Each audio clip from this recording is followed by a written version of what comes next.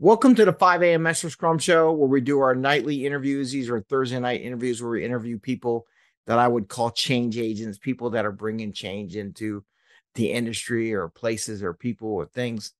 And today we have Tanya Boyd is a PMP, PMI-ACP, a creative project manager. So that was an interesting way she described that. 20 years of cross-functional teams in industries like healthcare, information technology, government, disaster recovery, financial services, mortgage. And now she's chief communications officer for championship leadership. In this interview, we're going to find out not the classic, what do we do in Agile? What do we do in business? But let's get to know Tanya, what she would like to share with the people and teams around the world about a new book by best-selling author Christopher Connors. And we're going to go into that a little bit. And as we go, Tanya, can you share some of your background journey up until now, the present position, sharing your project manager stories, side jobs, however that. Tell us something that's not in your LinkedIn profile. Absolutely. So before I started this journey with the book, The Champion Leader, I lived in Baton Rouge for a little over 20 years. I wound up moving to Lafayette, Louisiana in 2019, which helped me get new jobs over here as well, because it's about an hour and a half as way. But my reason for doing that was to be closer to my father, who is now 76. So that's a big part of my identity, is being the only child of my father and just kind of being here for the legacy that my parents created. So beyond that, I like to have interesting hobbies such as karaoke, do a lot of wellness initiatives, and I'm an avid nature adventurer and photographer. Okay, cool. That was nice hearing all those different things. Now, could you share what you enjoyed about using, as I read, you wrote using metaphors and themes to help educate others on concepts of project manager and believe that a healthy dose of humor should be required in meetings. And I know we'll talk about you help with the PMI chapter, but can you share a little bit about what do you mean by the metaphors and the humor in the meetings that you ran?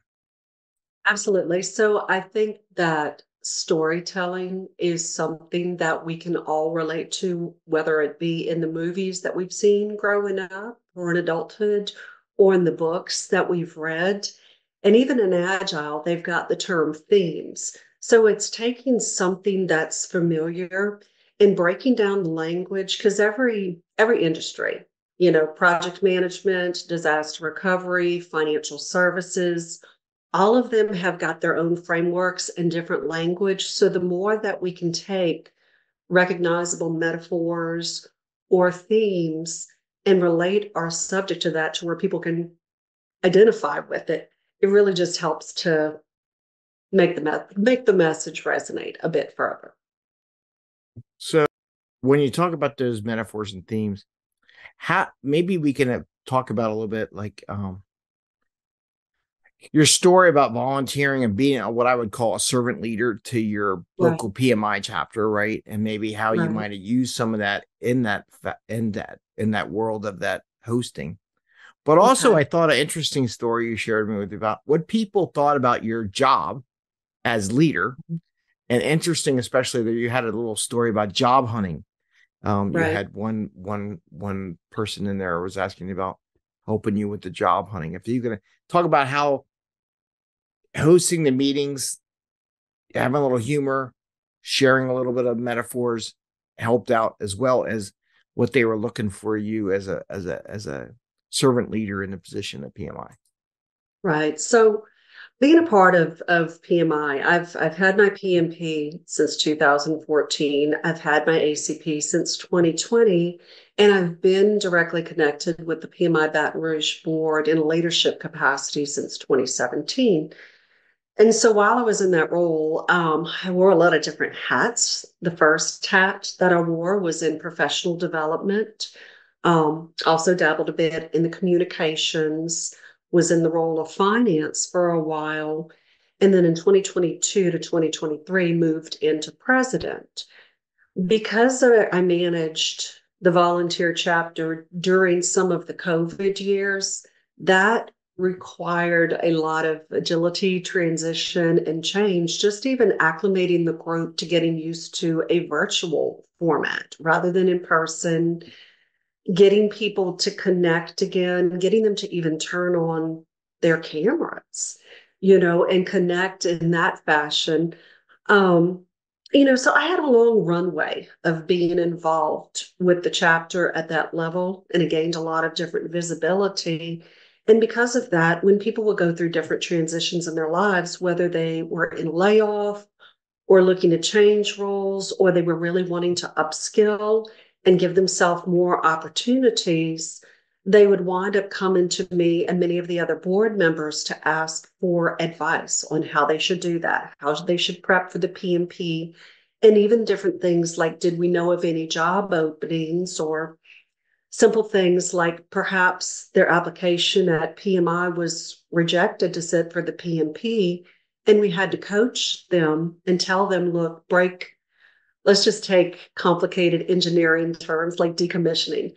Take some of these tasks and frame it in PMI's terminology to make that make sense to the people on the other end. Because project management it spans all industries.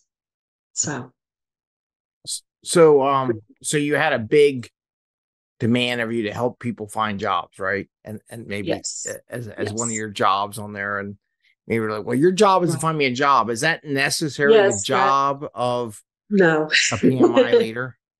No, it's not, and that, so most people were very grateful and very appreciative for any help that we would give them. But, there are times that personalities are different. And sometimes I think that entitlement has at times worked its way into society. So I have definitely experienced, you were a leader and you do this. And so, yes, I expect you to find me a job, and a well-paying job at that. And, I just had to step back and realize, okay, how do I reiterate to this person that I'm a volunteer leader, also working a full-time job and balancing my own life, but still be kind and give them the tools, techniques, and advice? It's kind of like teaching somebody to fish. You can teach them how to fish, but you're not going to go bait the hook for them every single time. You can do that a few times and help to empower and inspire them. But You know, yes, I appreciate that, because that's a difficult terminology. In Agile, there's a big thing about being servant leaders. And a lot of people don't understand what servant leader is. They think I'm here to serve you, or I'm your admin, or I get all your stuff and do all that stuff. But right, that's not what a servant. I love the way you not said I can maybe bait the hook a couple times, but I want to teach you how to do it yourself, so that right. I'm serving you better by you knowing how to do it and what to do Yes, than it is me doing it for you. And I think that's the clear difference, my twist on the servant leadership role, that people right, miss out sometimes. Like, I do everything for you. No, no, no. I'm here to help you understand how to do what you need to do, improve it, grow you, support you, and your endeavors. And I appreciate the way you worded it. I had to step back, figure a kind way to reply back. I'm not here to get you a job. I'll help you better right, customize your ability to get the job, and look right. better on those job applications. But it's not my job to get you a job. Right. And it is. It's tricky water to kind of tread. But I mean, part of project management and servant leadership and really just coaching and everything is Mm-hmm. really understanding that everybody's got a different personality, everybody's got a different makeup, different experiences. And then you throw in, the different generations training and where we've all grown up and how we've grown up, and I mean, I was from a generation where I really didn't have access to the computer Right. until I was later in high school and college. So it was very different for me. I mean, I existed at a time before there was Facebook, all the social media, so I do have to empathize with people that is the only world they know. And, the world changes. So it's just try and be kind and adapt to it and move the messages home so that in a way that people can understand it. So, Yeah, that's awesome. That's excellent. Now speaking of that, so we talked about you were the head of the PMI, and I guess you got speakers, right? I found it interesting. We were talking about how finding speakers for a group you led, one of your roles helped you meet Christopher Connors, right? yes. And now he kind of reached out to you to help promote his book and everything.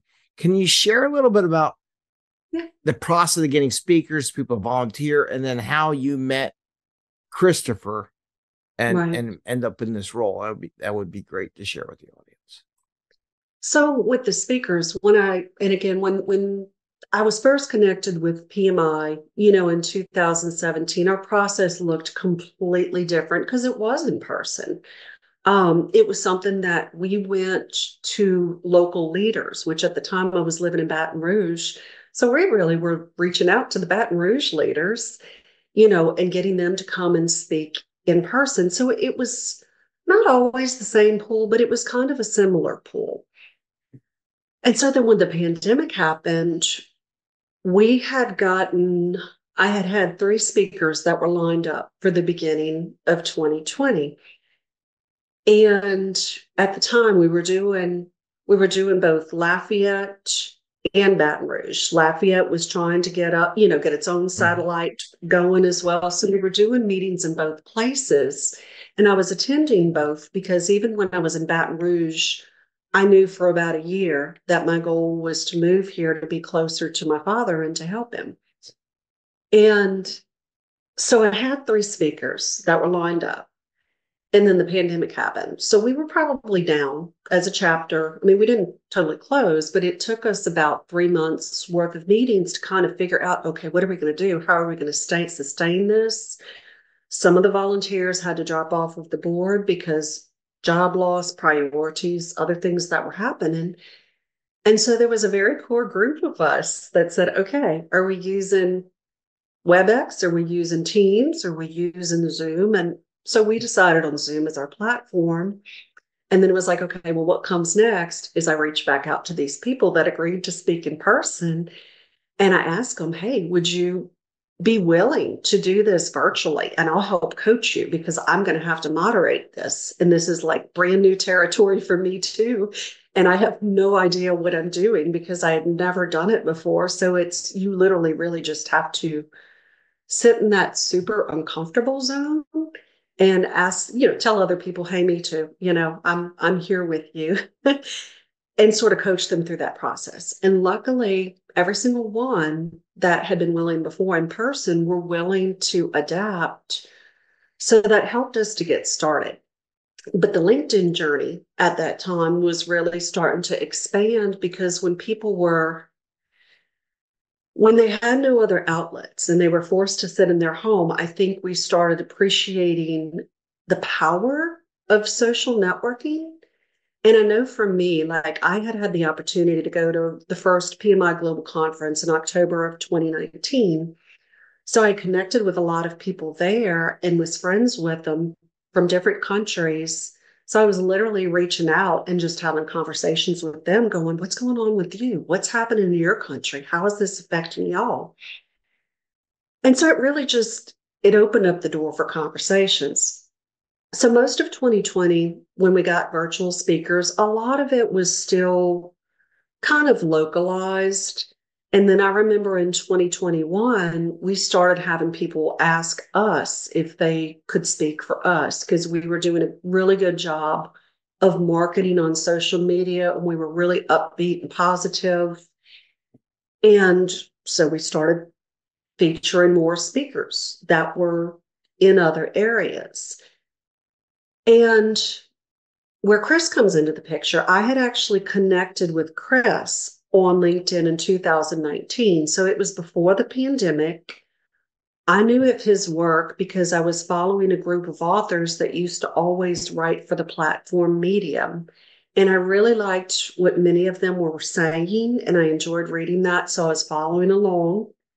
And I think our original Zoom meeting, I think I had just commented on one of his posts. And we were talking about emotional intelligence because he has been practicing that and wearing that hat for over 12 years. And so we had a Zoom. We got along great. We just remained connected. We both realized that we had the PMP. I remember he had my phone number. He called me one day even about how to submit for his PDUs to like keep his certification renewed. So those conversations just continued. As a chapter in 2021, we were hoping to have a professional development day, and it was originally envisioned that I was going to reach out to Chris, but that year the COVID numbers spiked a little bit more, so we didn't wind up having one. And it just came about that when we really had an opportunity to plan our big professional development day in August of 2023, I had Chris, there was three other speakers. One of them, Oliver Yarborough, is also known in the PMI community, local lady Keisha Buto, and a very interesting local man named Walt Handelsman. So we were able to bring them in person. And that was my first time actually meeting Chris. And so, like I said, we've watched each other's social and LinkedIn behavior for years. And when he wrote his third book with Wiley, when he got near the end of that project, I had experienced a layoff from a tech company in November. So he reached out in January and he's like, "Hey, are you working? Would you be willing to do this?" And so we talked about that, came up with a role, to help, and kind of been off to the races ever since. So, but it's a testament to LinkedIn.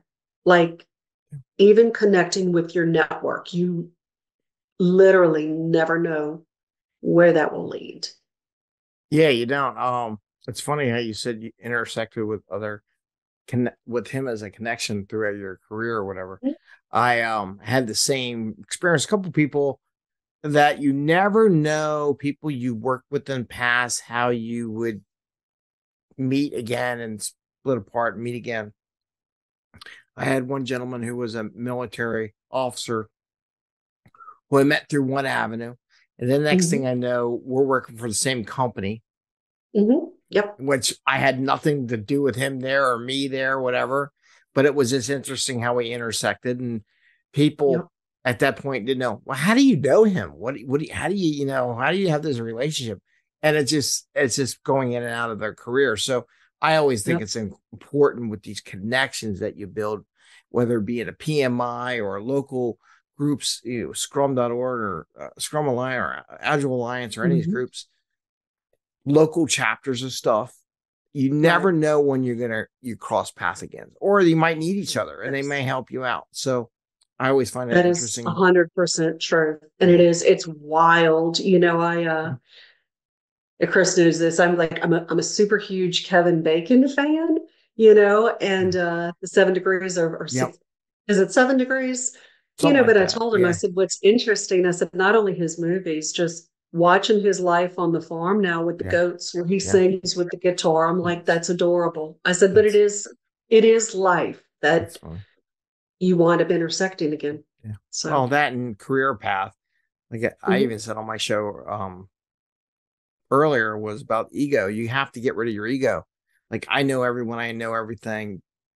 Break off that ego and go out and meet people, because you never know when they can help you or you help them. And if you're like, well, he wrote a book, but he connected with you. So he got rid of that ego to have that connection to say, how can you two of you help each other out? So, it's really important on that. And I more kudos to him to not having that ego, not to talk to people and build that connections. And now you're working together, helping them out and to be successful, which is awesome. So let's dive in the book a little bit. Champion leader, harnessing the power of emotional intelligence to build high performing teams, which we all know like we all want to build those high performing teams, right? Right. So how can this book be handy for coaches, scrum masters, project managers, anybody looking to up their game and their career? When you look at this book, how can that book help? I think it helps in a lot of different ways. And I think it's actually very applicable, not only for professional, but also for personal. And so even on this journey, like a lot of my role robot involves me doing direct outreach. And, I have been amazed, but not amazed about how many people are open to work right now. But that's a huge thing in our economy. I mean, since I moved to Lafayette, I've experienced 3 layoffs. So I have walked in those shoes and I understand it.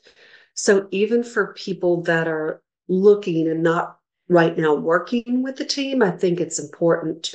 Um, so I know perhaps that Daniel Goleman did not create emotional intelligence, but to me, that's Mm-hmm. one of the most widely known books is the principles that he sets forth. Where Chris's book really excels is he takes those principles and he breaks them down further. The book is structured in a way, it's got 12 chapters in it. It's structured in a way that each one of them starts with a story. He uses individuals, both ones that are well known, like Herb Kelleher of Southwest Airlines. Steve Jobs makes an appearance, but he also uses current leaders that he has talked to and interviewed since the pandemic that have kept their companies afloat since then. And he incorporates some of the stories from those leaders. He also provides different resources like reflection questions are in all of the chapters, checklists of different things that they should be looking for that relates to different subjects like Mm-hmm. practicing assertiveness, practicing candor, putting your ego aside is in there. The power of reinventing yourself, which I've had to do that multiple times throughout my career. The layoffs, just being able to transition in between different industries has been a powerful toolkit. And he also provides different exercises for team buildings that teams can practice. So he really, really, really drills down into the topic and he describes it in a way that is very relatable to people without a lot of the jargon, which I think is super, super Right. important. He does dip into a lot of the neuroscience as well, but this is definitely, while it uses psychology, it is more of a practical, actionable guide. Um, so that's great. So there is a chapter in there that I'm really interested in, and Okay. that is chapter 10. And in chapter Okay. 10, it's about looking for ways to build um high performing teams for everyone looking for that edge, is there Right. something in chapter 10, which is the title, the voice of the champion leader, right, Okay. that may help with that activity?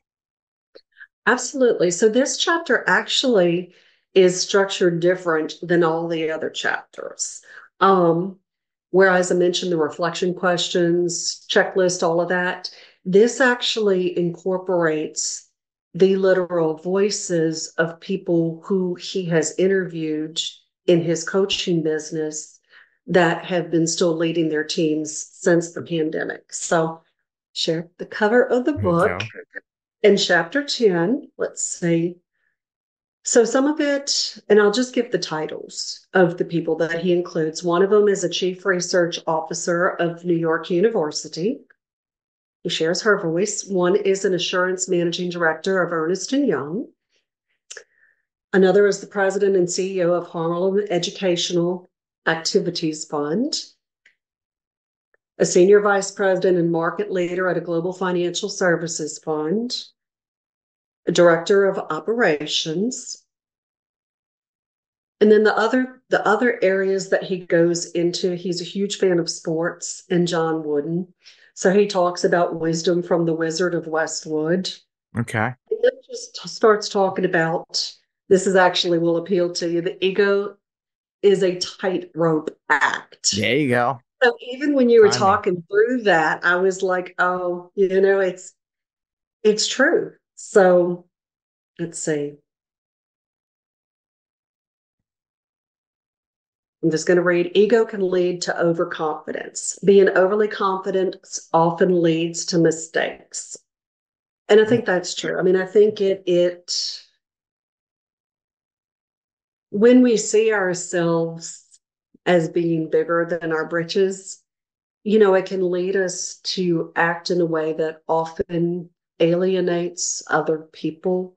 So I think that being humble and being kind and remembering that everybody is a human being, no matter what role, if somebody thinks, oh, this is just this role, they don't do anything, that's not true. And the same thing goes for the CEOs at the top. I mean, there's the phrase that says that it's the lonely at the top. Mm-hmm. And I have a lot of friends that are in those type of roles, and they have shared that with me, that a lot of people think that they have to talk to them so differently that they can't ever relax around them, and that it's not as fun to have conversations. So it's just, there's a lot of encouragement to treat people equal, be respectful, be humble, and be kind. Okay. I appreciate that. That's kind of curious. And I like the fact that so it sounds like they're getting voices of experts in the that are champions in their own right Yes. and how they Yes. handle that. So that's good. So, what is your favorite part of the book, and how do you think it would help people in their careers? Yeah, I'm gonna be really transparent and say I haven't settled on a favorite just yet. I had read the early drafts, just on the computer. Mm-hmm. I got one of the early copies that came in from Wiley, and so I've been going through the book a lot to create different content. I liked his chapter on prioritization, but there's so many different lessons in it that makes it a very different type of book than most of them that I have read that I really love. I mean, I love the titles about it that just grab you in, and then just a lot of the different questions. That's a hard one. Like, I read the question earlier and I was like, I don't know. Let me just be honest and say I don't have a favorite yet, because I'm almost in the process of rereading some of the messages and really thinking about how it applies to me. And yet at the same time, using some of it for my role and helping to represent him in content creation, and just picking out different things that I think would highlight things that can help other people. Um, I don't know if this was so. So on that note, I like what you said about it. The overall book has these chapters. Would you be able to read what chapters are in the book and share some of those chapters? Absolutely. And so that So, people can see how this may end up being a reference. Like I like going back and rereading books every once in a while because I see it based on where I am in my that yes, point in time. Different things will come to a light that I didn't pick up when I first read it. I totally agree with that. So there's 12 chapters. I'll just read the titles of them. The first one is Leadership Connection Perfection, which is about leading with emotional intelligence and bringing people together to achieve incredible results. Second one is You. Championship leadership starts with mastering self-awareness. Why? Discovering the purpose and motivating factors that drive high-performing teams. Your organization, how to use empathy and social skills to make everyone around you better. Prioritization, mastering the art of time management and strategy. Camaraderie, I do love camaraderie. Right. Fortune favors the bold leader. Learn to lead with confidence and courage. Connecting the cord, which cord stands for communicate, identify opportunities, build relationships, and make smart decisions. Number 9 is adaptability and responsibility, lead through change and take ownership, which is huge. 10 was the voice of the champion leader. The little things make a big difference. 11 is leadership, heart, and soul. Learn to lead with compassion and spirit. And number 12 is the drive for more. Guide your team to always move forward, which I do think that that last one is very important. It's one of those weird, I'm going to call it a weird thing in life. Because even when we hit the biggest milestone or climb the biggest mountain, you always have to descend the mountain and go back down to a regular altitude. And then you have to acclimate and figure what is happening next. I mean, and I see it even in retirement, because sometimes we think of accomplishments as we get here and that's it. That's not it. You know, it's not it. And then you come down and then you figure out your next plans and rebaseline. I mean, I see this every day with my dad. Every day is different on what he is planning to do, and he's 76 years old. So while his accomplishments are different than mine, which may look like he still climbs up trees, which drives me nuts with the chainsaw. I have pictures to prove it. I've put it on LinkedIn. But, that's his goal. I'm going to cut down this tree and I'm going to get rid of all of these branches. And if I can do X, Y, and Z, I'm accomplished. So all throughout life, we always have to figure out what's next, what's going to drive us forward the next day. And it doesn't matter how big or small it is to somebody else, is my opinion. No, that's good. And I appreciate all the different chapters looking at it. All those are handy for anybody who wants to be a leader, to elevate their career to the next level. I think it'd be all those subject areas, just learning from other people, getting rid of that ego and being willing to learn from others. Okay. So lastly, how can people get a copy of the book? Or maybe do a speaking event or whatever that Chris is doing to help market this book. So there's a ton of resources available. And share a picture of the book. Yes, share a picture of the book. All right. So The Champion Leader is available on Amazon, Barnes & Noble, Thrift Books, Goodreads, Walmart, Target, everywhere where you prefer to buy a book. The official release date is May 7th. I was a little surprised, and I've seen one other friend that got their copy earlier, but we both bought them on Amazon months ago. So some of those have been delivered. Right now, it's the paperback that's available. I think there's a certain price range, like Amazon. I've seen it at 20, and I saw it down to 19. So right now, it's the paperback. There will be an audio version. I don't have the definites on the timeline yet, but I have heard possibly June.